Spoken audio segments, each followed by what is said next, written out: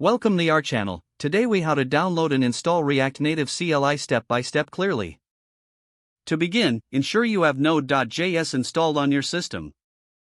Visit the official Node.js website. Download the latest LTS version suitable for your operating system. Once the download is complete, follow the installation instructions specific to your platform. After installing Node.js, open your command prompt or terminal. Verify the installation by typing Node v and pressing Enter. This command will return the version of Node.js you have installed. Next, we will install the React Native CLI.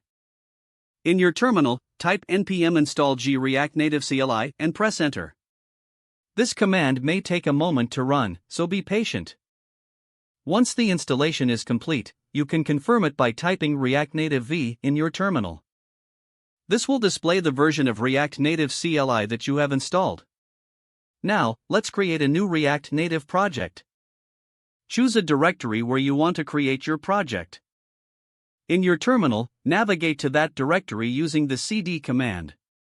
Once in the desired directory, type npx React Native init project name and press Enter. Replace project name with your desired project name. This command will create a new directory with your project structure.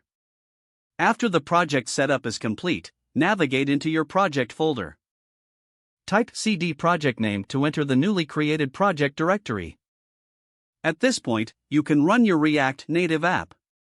For iOS, type npx React Native run iOS in the terminal.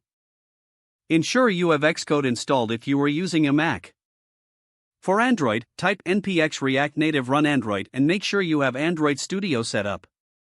Your app will now begin to build and should launch in the emulator or on your device.